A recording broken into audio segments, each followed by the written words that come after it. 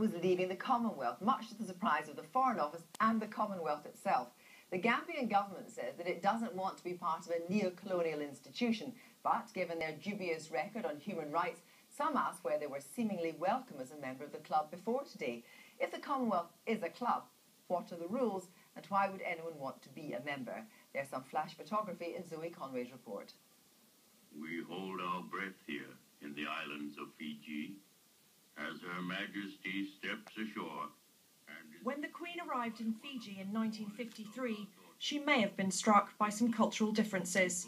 She was met with respectful silence. It was her very first Commonwealth tour and the beginning of a role she's said to love.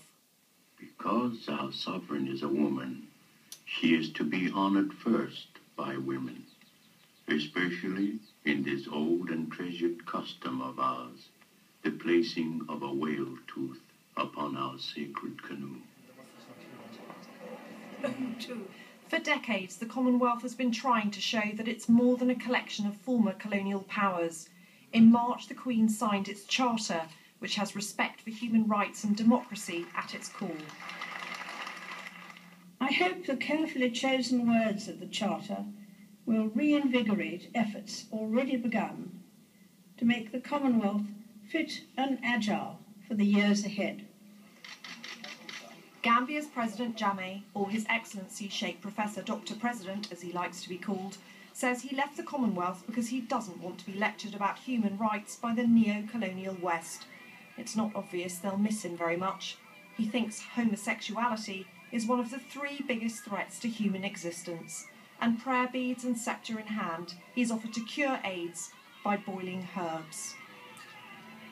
The Gambia was one of 54 Commonwealth member states. Its exit means there are now 18 countries from Africa.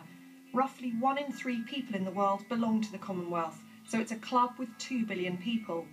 The Queen is its symbolic head and is the monarch of 16 realms. 5 members have their own monarchs. The remaining 32 countries are republics. Every member has equal status, so the little guy countries get to rub shoulders with the big E nations.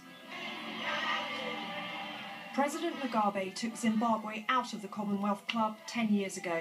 Critics said he should have been expelled years before. To them, the Commonwealth talks the talk on human rights, but does little to uphold them. Why, they ask, is the Commonwealth meeting in Sri Lanka in 6 weeks' time, where the government is accused of killing thousands of civilians during its civil war? So what will Gambia lose? Well, not much. You don't get any trade privileges or any influence on economic and defence policy, and there's no aid budget. For those things, you'd be better off trying all the other clubs out there, like the G20, if they'll have you. So the Commonwealth Club is a talking shop then. But look at who you get to talk to, and you do get to play games all over the world. If you're still not convinced, then think about who you could get to visit. The Windsors are such good sports. They do like dancing, and they don't mind dressing up. Zoe Conway, well, with me now is the former UN Deputy Secretary General, Lord Malik Brown, and Professor Stephen Chang from SOAS, who used to work in the Commonwealth Secretariat. Gambia is right, it is a neo-colonial institution, isn't it? I don't think it's a neo-colonial institution. I think it's had a very proud track record, in fact, of opposing colonialism. Its track record in helping Zimbabwe attain its independence, for instance.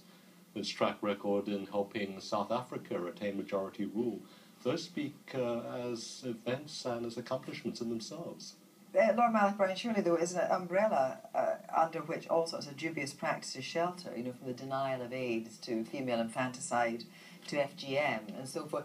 Why has it not been able to reform some of the really more appalling practices and more appalling things that are happening? Well, I suppose Gambia's retirement from the Commonwealth is actually an indication that the Commonwealth does have some teeth, because clearly Gambia was trying to preempt criticism at the forthcoming summit, and it's been criticised already by lots of other human rights organisations. So, you know, while the Commonwealth is not up there in bright lights with the EU or the UN or strong regional organisations in Africa, it is an important club and association of countries that do share some kind of common standards.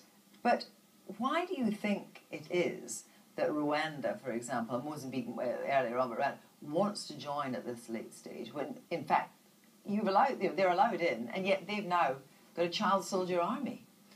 There are lots of difficulties within the present Commonwealth. It's a mixture of contradictions. At the same time, it's also a ceiling on just how contradictory a country can be, so that there are certain limits that even the President of Rwanda would be very, very conscious of not breaking. I think it's to try to elude having those limitations apply to him. The President Jameh has taken his country out of the Commonwealth. But moving forward, I mean, the problem is, isn't it, that you say that it stops the worst things happening, but as the result of the way it was born, Britain, for example, is very reluctant to criticise because it looks like an imperial power criticising, a former imperialist power criticising. Well, don't completely underestimate the British role. I mean, it's quite behind the scenes a strong leader on this. Took a lead on making Pakistan go out when it was under military rule, has used the various committees quite effectively. But you cannot get away from the fact this is not an organisation built around geography or common interest, and therefore, it's a little bit of a sentiment in there, which means it's not that effective at some of this. So therefore, do you think it has a limited shelf life? I think actually all the things around it, the sports, the association of businesses that form around it, are all quite dynamic, in fact. But they are exclusive of others, aren't they? I mean, the point is, if you had even much more like the Olympics, I mean, why have the Commonwealth Games rather than the Olympic Games more often, for example? But I think the fact that a Rwanda or Mozambique comes in shows it's a relatively benign club that lets in those who really want it.